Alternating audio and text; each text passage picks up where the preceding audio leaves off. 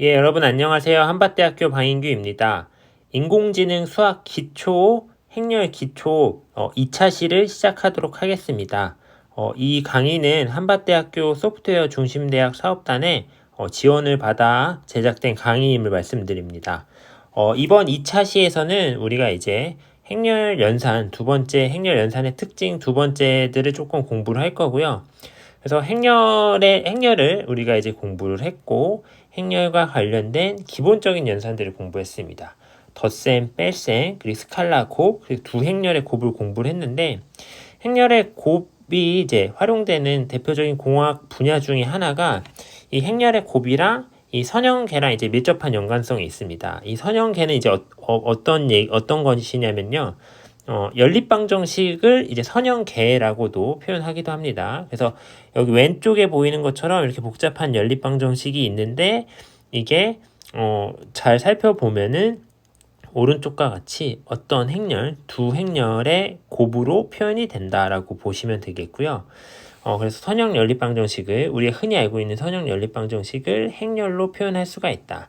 예를 들어서 좀 설명을 해볼게요. 여기에는 또 일반적으로 나와 있으니까 좀 헷갈릴 수가 있으니까 우리가 어떤 연립방정식 뭐 2x 플러스 3y는 1, 그 다음에 3x 플러스 4y는 2, 어떤 이 두 연립방정식을 푼다라고 했을 때 지금까지는 우리가 이 두 연립방정식을 여러분들이 뭐 중고등학교 때 배웠던 방식으로 하나의 변수를 소거해서 하나의 변수는 남기고 그 변수의 값을 찾아내고 찾아낸 변수의 값을 토대로 다른 값을 찾아내고, 예를 들면 y를 없애고 x 값을 찾아낸 다음에 x 값을 알았으니까 하나의 식에 x 값을 넣고 y 값을 찾아내는 형태로 연립방정식을 풀었을 텐데, 우선은 이런 구조 자체가 여기 나와 있는 것처럼 어떤 선형 연립방정식 또는 이제 선형계라고 표현되는 이 연립방정식 자체가 우리가 이제 공부한 행렬로 표현이 될 수 있다 이거죠. 여기 나와 있는 것처럼 우리가 개수들만 먼저 한번 살펴볼게요. 연립방정식에 첫 번째 식에서 보면은 x 앞에 있는 게 2, y 앞에 있는 게 3, 두 번째 식에서는 x 앞에 있는 게 3, y 앞에 있는 게 4가 되는 거죠. 그래서 이것들을 이렇게 요 개수들을 모아놓은 행렬을 이 선형 연립방정식을 행렬로 표현할 때 개수들을 모아놓은 행렬을 개수행렬이라고 하는데 2, 3, 3, 4가 되고요. 그 다음에 우리가 알아내고 싶은 미지수를 여기다 적어주고 x, y, 그리고 그것과 관련된 어떤 결과 1, 2 이렇게 적게 되면은 얘가 이제 우리가 연립방정식, 우리가 방금 표현했던 연립방정식을 행렬 형태로 표현을 한 거다라고 생각해 주시면 되고요. 그래서 행렬을 선형 연립방정식을 푸는데, 선형 연립방정식을 체계적으로 푸는데 행렬이 굉장히 많이 사용된다. 이렇게 이제 보시면 되겠고요. 그래서 여기 이 선형 연립방정식에서 방금 얘기했듯이 요 행렬 A라고 하는 행렬은 개수들을 모아놓은 행렬을 개수행렬이라고 하고요. 영어로는 코에피션트 매트릭스라고 하고요. 그 다음에 그러면은 이 선형 연립방정식 방금 예로 들면은 첫 번째 식은 이제 2x 플러스 3y는 1, 그리고 두 번째 식은 3x 플러스 4y는 2에 해당하는 이 연립방정식은 결국에는 개수행렬 2, 3, 4라고 하는 이런 숫자들, 그리고 우변에 있는 1하고 2라고 하는 이 숫자들에 의해서 결정이 되기 때문에 우리 이 선형 연립방정식을 2, 3, 1, 3, 4, 2 이렇게 이 숫자들이 정해지면은 선형 연립방정식의 특징이 정해지는데, 그래서 이 숫자들을 모아놓은 형태를 가지고서 어떤 선형 연립방정식을 분석하거나 푸는 경우가 많게 되는데요.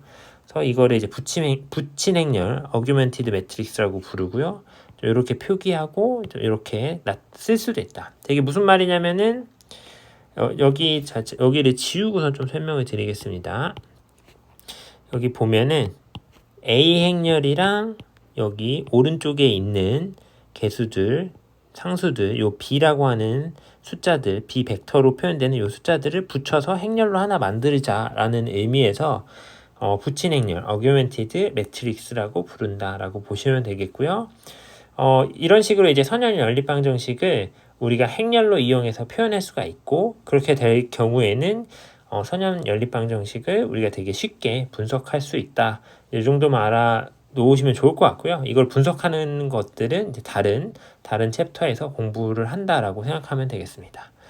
예, 다음으로 넘어가서 그런 다음에 이제 행렬의 곱에서 우리가 이제 1차 시에서 공부한 행렬의 곱에 있어서 행렬의 곱을 그 행벡터나 또는 이제 열벡터로 우리가 표현할 수가 있기 때문에 그 행렬의 각각의 곱을 이제 이런 식으로 표현할 수도 있다라고 보시면 되는데, 여기 나와 있는 요 형태로 A, B 두 행렬의 곱을 어떤 A 행렬 곱하기 제가 지금 밑줄 치고 있는 이 부분의 의미가 뭐였었냐면은, 이거는 B라고 하는 행렬의 첫 번째 열 벡터가 되는 거죠. C라고 하는 표기법은 첫 번째 열, 그러니까 다시 말해서 첫 번째 세로줄을 의미하는 거고요. 얘는 두 번째 세로줄.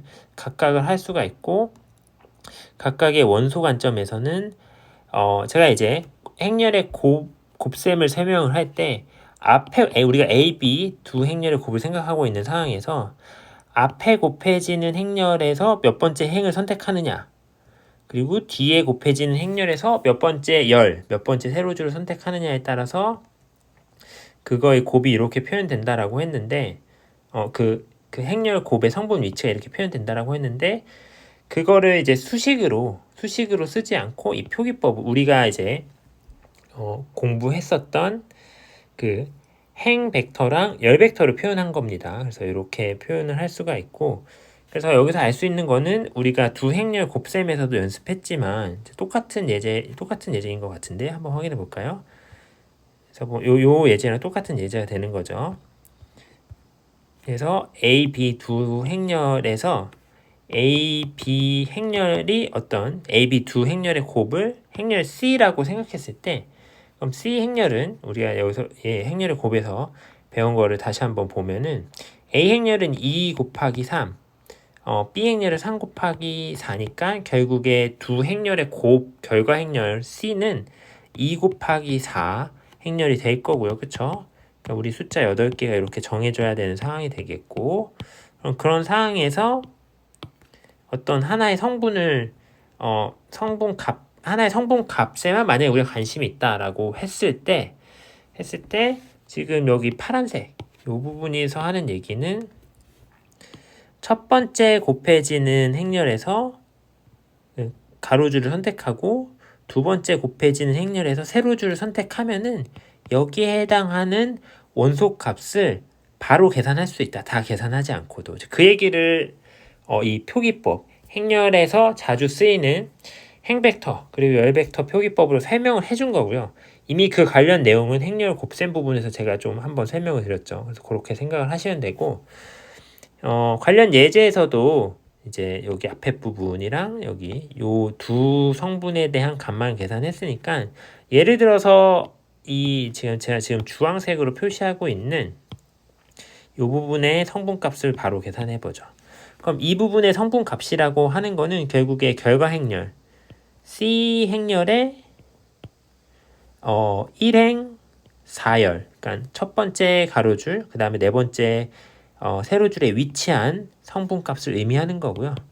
여기에 있는 것처럼 쓰면은 A, B 행렬 두 개 곱한 거에 1행 4열이 되는 거죠. A, B 행렬 곱한 거를 우리가 C 행렬이라고 하기로 했으니까 여기 왼쪽에서 그렇게 보시면 되겠고요. 그러면 해보면은 여기 우리가 이제 공부한 내용에 따르면은 1행 4열의 성분을 계산하고 싶으면은 A 행렬에서 1행 첫 번째 행벡터를 찾고, 그 다음에 두 번째 곱해지는 행렬에서 네 번째 열벡터를 찾아서 걔네 둘을 곱해주면 됩니다. 곱해주고 더해주면 되는 거죠. 자, 보면은 한번 그럼 그렇게 계산을 해볼게요. 보면은 첫 번째 행렬 A 행렬에서 첫 번째 행벡터는 1, 2, 4가 되겠고요. 그 다음에 두 번째 B 행렬에서 네 번째 열 벡터는 3, 1, 2가 되겠습니다. 얘네 둘이 직접 곱하면은, 행렬에 곱을 한다는 거는 얘랑 곱하고, 그쵸? 그러면은 3 곱하기 1을 하고, 그 다음에 더하기, 두 번째 있는 애들 2하고 1을 곱하고 2 곱하기 1, 그 다음에 더하기 4 곱하기 2. 4 곱하기 2를 해준다. 그럼 얘 계산을 해보면은 13이 되는 걸 알 수가 있고, A, B 두 행렬의 곱의 그 결과 행렬의 1행 4열의 그 성분의 원소의 실제 값은 13이라는 값을 얻어낼 수 있다. 네. 요거를 이제 다시 한번 이제 설명하고 논의해 볼 수 있는 그런 페이지라고 생각하면 되겠습니다. 네. 다음으로 넘어가겠습니다. 그래서 이런 형태로 생각을 해 보면은 어떤 하나의 어떤 두 행렬 곱의 열 벡터와 행 벡터들을 어떤 특정 예를 들어서 앞에 곱해지는 행렬 그리고 뒤에 곱해지는 행렬의 어떤 1차 결합으로 표현할 수 있다라고 지금 얘기를 해주고 그것과 관련된 정리를 공부할 건데, 그러니까 예를 들어서 지금 여기 정리가 조금 이제 생각해 볼 필요가 있는데, 우리가 처음 공부하는 입장에서는 여러분들이 여기가 조금 어렵게 다가갈 거예요. 근데 너무 어렵게 생각하지 말고 이 정리의 내용 그대로를 한번 스스로 좀 그 의미를 파악해 보시면서 읽어보면서 복습하면 제일 좋을 것 같고, 그게 아니면 이제 저랑 같이 한번 같이 보고 그 다음에 복습할 때는 그 의미를 한번 스스로 공부해 보면서 파악해 보시면 더 좋을 것 같아요. 여기서 하고 있는 얘기는 뭐냐면은 행렬 곱 AB가 있대요. 행렬 곱. 그럼 예를 들어서 아까 똑같은 행렬 AB로 또 예제를 가지고 온 거예요. AB 행렬이 있으면은 우리는 AB 행렬을 C라고 생각해서 상관없다라고 했고, 이제 많이 했으니까 요 예제로 했을 때는 C 행렬의 크기가 2 곱하기 4 행렬의 크기라고 생각할 수가 있는 거죠. 1, 2, 3, 4, 1, 2, 3, 4 이렇게 2 곱하기 4 행렬의 크기인 걸 알 수가 있고요.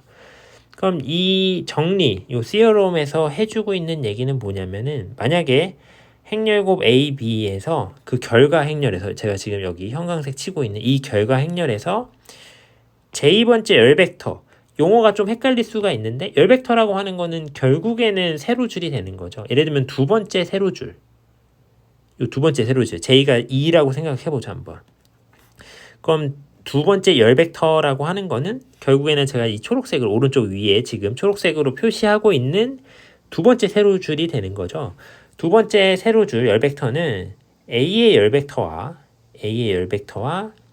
B의 제2번째 열 성분의 1차 결합이다 라는 건데, 자 그러면은 1차 결합이라는 말이 이제 생각이 안 날 수도 있어요. 여러분들 입장에서는 생각이 안 나거나 아니면 모르거나 그럴 수가 있는데, 우선은 1차 결합인 부분은 조금 이따 바로 설명하도록 하고, 그래서 앞에 부분을 생각해 보면 A의 열벡터는 3개가 있죠. 열벡터라고 하는 건 세로줄이니까 하나, 둘, 3개가 있죠.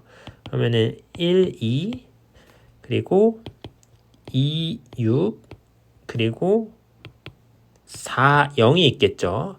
A의 열벡터 그리고 B의 제2번째 열 성분. 근데 우리는 지금 얘에서는 제가 만든 예제에서는 두 번째 세로줄을 선택하기로 했으니까 B에서 두 번째 열 1하고 마이너스 1하고 7의 1차 결합이다.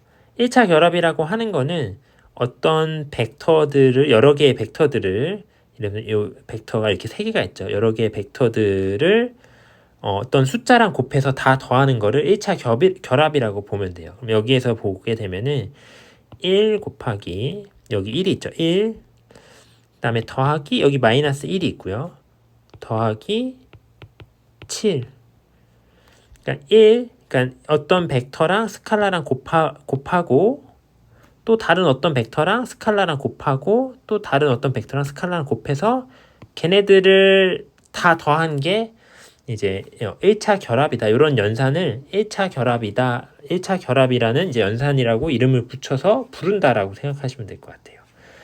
그래서 이 정리에서 해주고 있는 얘기는 뭐냐면은 A, B 두 행렬의 곱에서 결과가 되는 행렬에서 어떤 열 벡터는 요 A 앞에 곱해지는 행렬에서 이제 열을 가지고 와서 그 열로 1차 결합을 만들면은 요 열 벡터 특정 세로줄을 얻어낼 수가 있다. 근데 거기 앞에 이제 붙는 개수들이, 여기 어떤 숫자들이 되게 재밌게도 뒤에 곱해지는 이 B라고 하는 행렬이랑 관계가 있다라고 이제 얘기를 하는 거고요.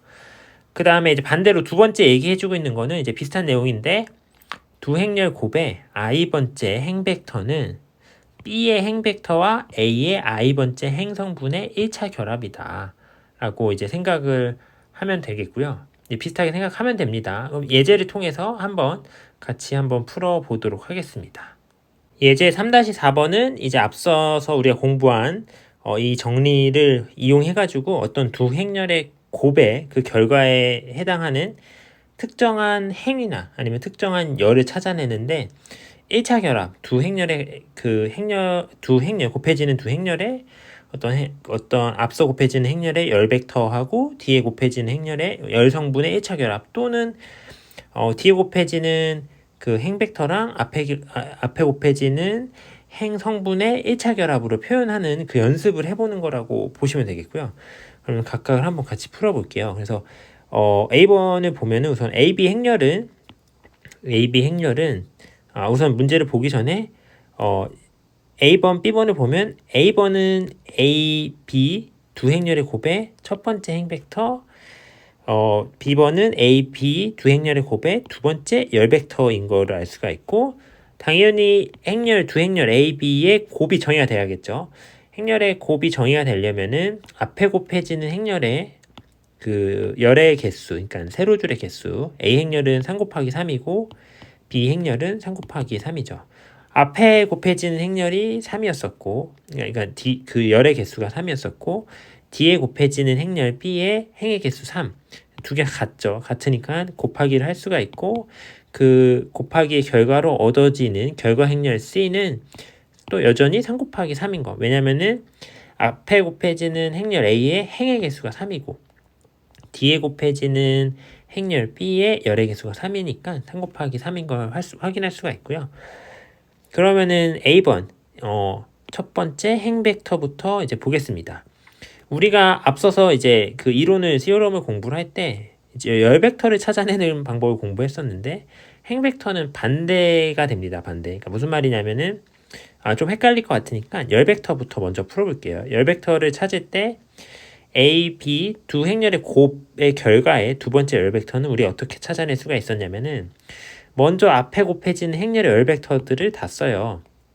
4, 6, 0 이렇게 열 벡터가 3개가 있겠죠. 마이너스 2, 5, 4 그리고 7, 4, 9 이렇게 다 쓴 다음에 그 다음에 두 번째 열 벡터라고 하면은 뒤에 곱해지는 행렬에서 두 번째 열을 찾아서 2하고 그러니까 마이너스 2 그 다음에 1, 7 이렇게 각각의 스칼라들을 각각의 행렬들이랑 곱해서 얘네들을 다 더하면은 이렇게 이제 연산하는 형태 자체를 1차 결합이라고 부른다라고 제가 말씀드렸고 얘를 계산을 하면은 걔가 우리가 찾는 두 번째 열 벡터가 된다.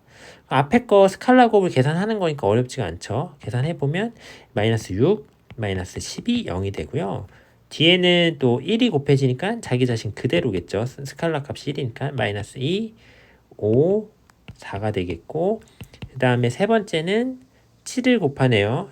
7을 곱하니까 49, 28, 그 다음에 63이 되겠죠. 그럼 얘네들을 계산을 해보면 이거는 똑같은 크기의 행렬 또는 똑같은 크기의 열 벡터 3개를 더하는 거니까 우리가 이제 공부한 행렬의 덧셈을 이용을 하면 되겠죠. 각각의 성분을 결국에 다 더해주면 되는 거죠. 49에서 이제 8을 빼면 여기는 41이 되겠고요.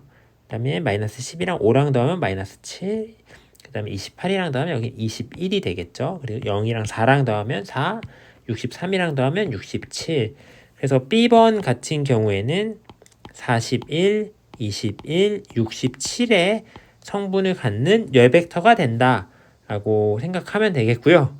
혹시나 제가 계산 실수할 수도 있는데 여러분들이 복습하면서 한번 제 계산이 맞는지 확인해 보시면 되겠습니다. 근데 어쨌든 전체적으로 계산하는 방법 앞에 정리와 이어져서 실제 어떤 행렬의 숫자들이 있을 때 이걸 계산하는 방법을 이렇게 할 수 있다. 요거를 기억하시면 되겠고요.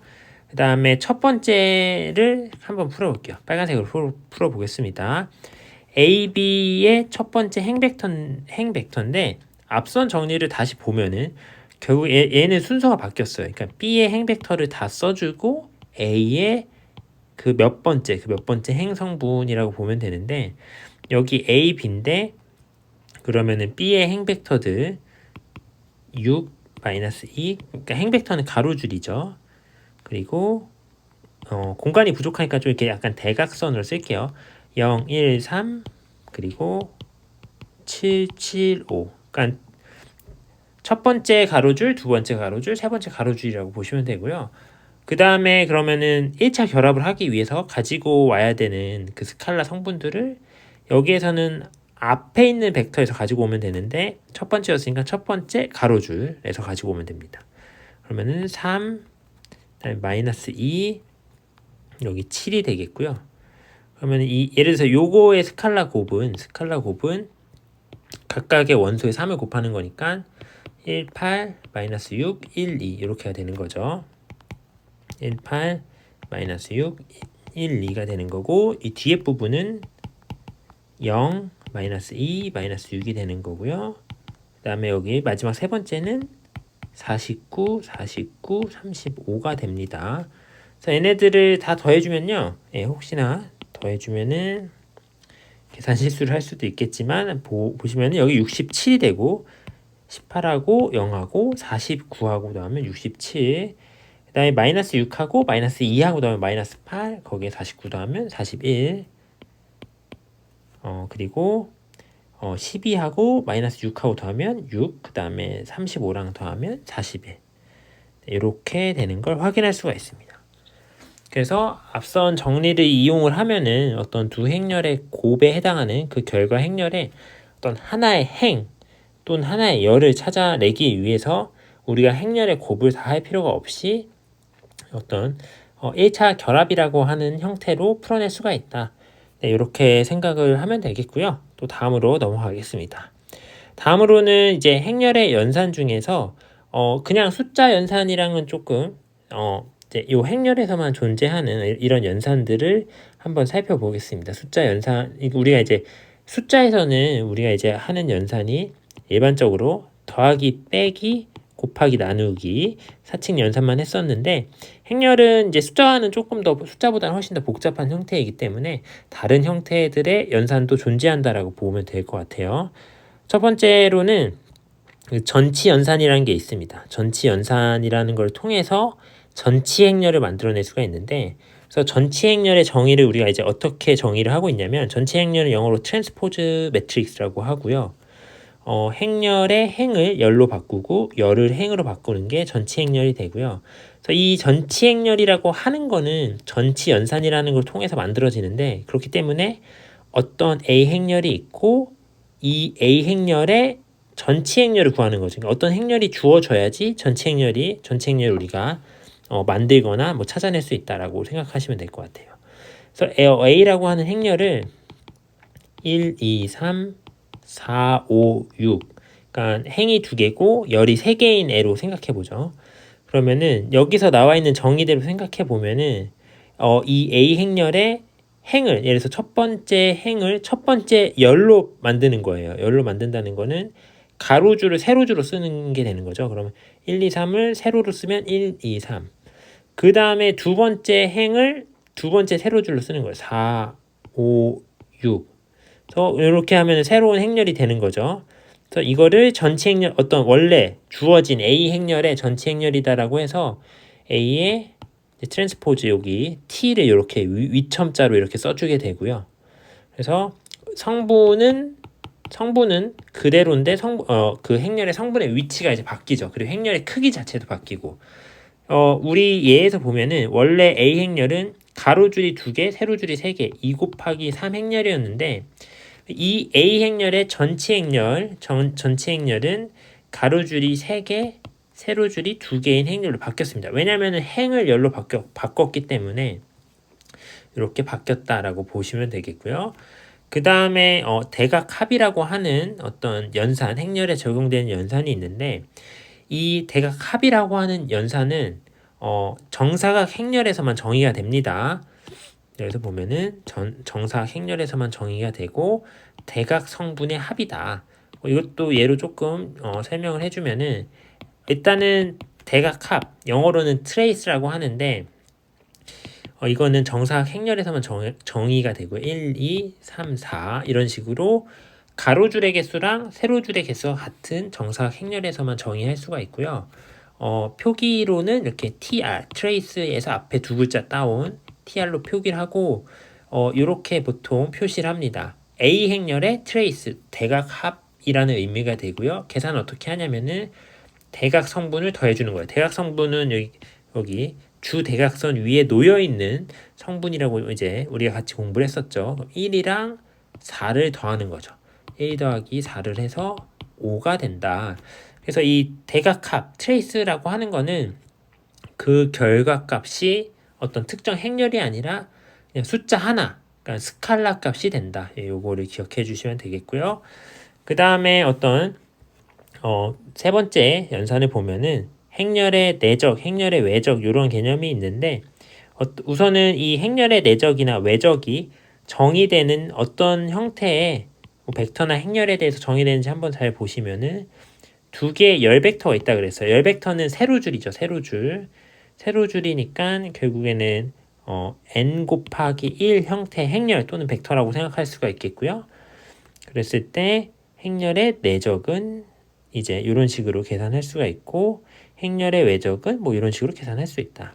근데 잘 보면은 행렬의 내적 같은 경우에는 그 결과로 나오는 값이 어떤 값이 나오는지 한번 살펴보면, 그러니까 어떤 형태의 크기가 되는지 한번 살펴보면 좋을 것 같아요.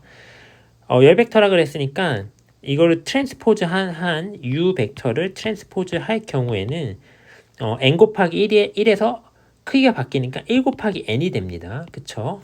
얘랑 여기서 보면 U에 트랜스포즈 한 거랑 V 벡터랑 곱하게 되는데 그럼 1 곱하기 n 크기의 어떤 행렬 또는 벡터랑 곱하기 뒤에 곱해지는 V 벡터는 원래대로 열 벡터니까 n 곱하기 1이었었죠.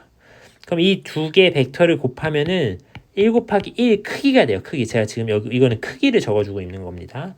크기가 1 곱하기 1이라고 하는 거는 그냥 숫자 하나로 나온다는 거예요. 마치 이제 트레이스처럼 숫자 하나 값이 나오게 되는 거고 반대로 행렬의 외적을 살펴보면 U 벡터는 n 곱하기 1이고 여기 지금 요 빨간색 때문에 안 보이겠지만 뒤에 곱해지는 V 벡터의 어떤 트랜스포즈 전치 벡터 또는 전치 행렬은 1 곱하기 n이 되는 거고 요 두 벡터를 곱하게 되면은 결과로 나오는 행렬은 n 곱하기 n 행렬이 됩니다. 그래서 뭔가 비슷해 보이지만 전혀 다른 형태의 결과물이 나온다. 그거를 꼭 기억해 주시면 좋을 것 같습니다.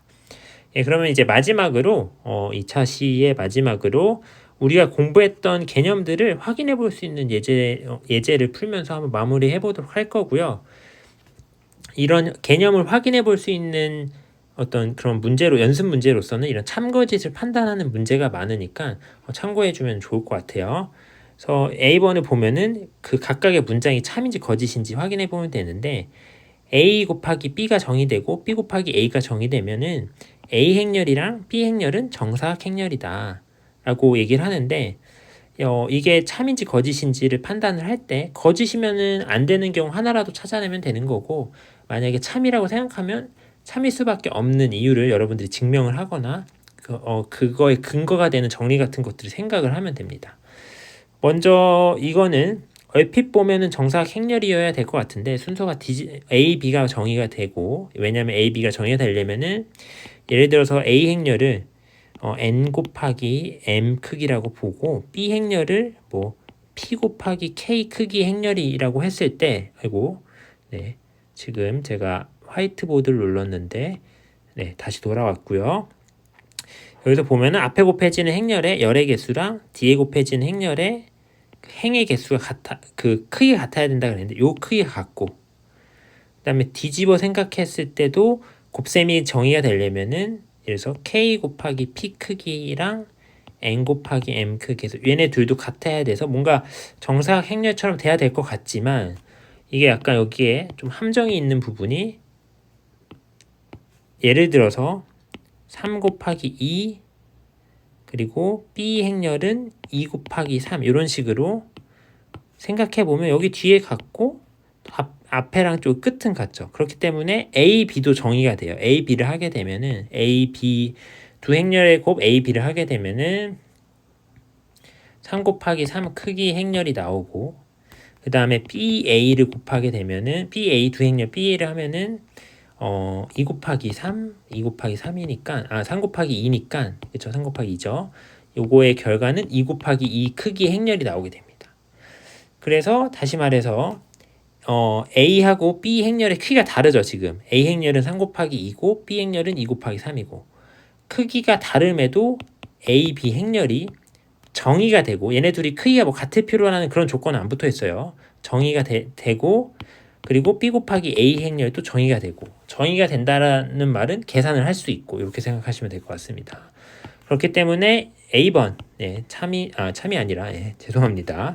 참이 아니라 거짓인 걸 알 수가 있죠. F. 그러니까 우리가 이게 안 되는 이유 발레들 카운터 이그젠플이라고 하는데 얘네들을 찾아냈죠. 이런 경우에는 A하고 B 행렬이 크게 같지 않음에도 A, B도 정의되고 BA도 정의되는 걸 확인했습니다. 자, B번은 A번이랑 같은 문제인데 조건이 조금 더 달라진 게 뭐냐면 자, 요거 자체가 정의돼야 된대요. 두 행렬 A, B의 곱, 그 다음에 B, A의 곱, 그 다음에 덧셈까지 정의가 돼야 된대요. 근데 덧셈까지 정의가 정의가 되려면은 자, 여기 잘 보면은 A 행렬은 N 곱하기 M이라고 보고 B 행렬 아까처럼 P 곱하기 K라고 볼게요. 그럼 우선 A, B가 정의돼야 되려면은 M이랑 P 값이 같아야 되고 그 다음에 B, A가 정의되려면은 K랑 N의 값이 같아야 되는 거죠.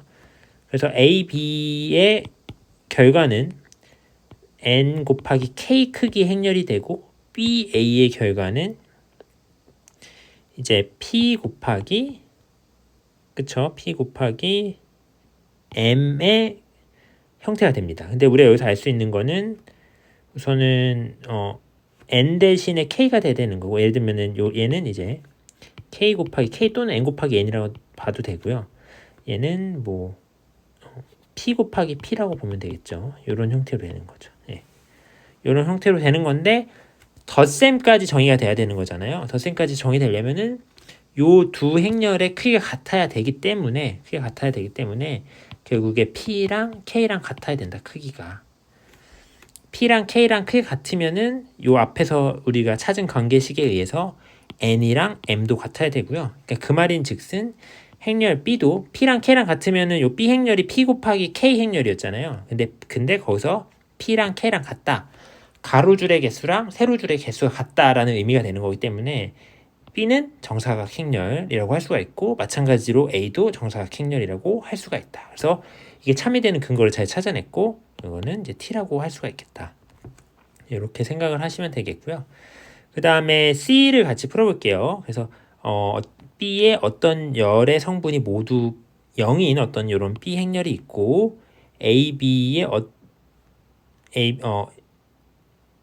여기서 보면은 지금 행렬 A, B에 대한 정의가 명확하지 않게 나와 있는데 만약에 실제 문제 뭐 여러분들 시험 문제나 이런 거였다면 A, B 행렬에 대한 정의가 정확하게 있어야 되는 거죠. 근데 우리는 뭐 개념을 확인하는 단계니까 이제 A, B 곱이 잘 정의된다라고 생각하면 되겠고요.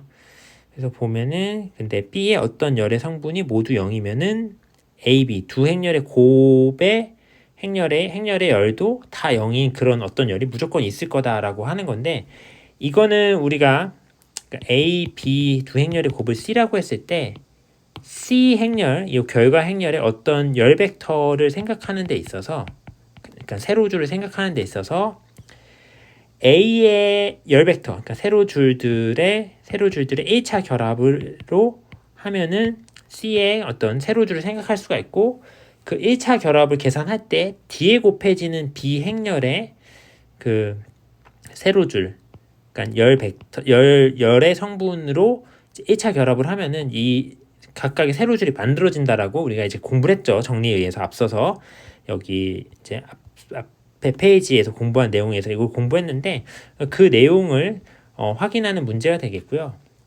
여기서 B의 어떤 열은 성분이 다 0이라는 거는 1차 결합을 할 때 스칼라 쪽 값이 다 0인 행렬이 0인 그런 1차 결합 연산이 되는 거고요. 그렇다라고 하는 거는 그거의 결과로는 A 행렬이 어떤 행렬이든 그 결과가 되는 열 벡터는 성분이 다 0인 열 벡터가 나올 거기 때문에 이제 C번도 T가 되는 걸 확인할 수가 있습니다. 예, 그 다음에 이제 D번 같은 경우에는 열 벡터에 대해서 행렬의 그 외적이나 내적의 그런 결과랑 우리가 이제 앞선 페이지에서 공부한 대각 합의 결과가 같냐 요거를 따져보는 문제가 되겠는데요. 요거는 이제 여러분들이 복습하면서 한번 따져보면 좋을 것 같습니다. 어떤 특정 예를 들어 따져봐도 되고 일반화를 해서 따져보는 게 이제 제일 좋고 만약에 그게 너무 헷갈리면 특정 예로 생각해 보면 좋을 것 같습니다. 예, 이렇게 해서 2차 시 강의는 여기까지 하도록 하겠고요. 예, 여러분들 수업 듣느라 고생 많았습니다. 네, 감사합니다.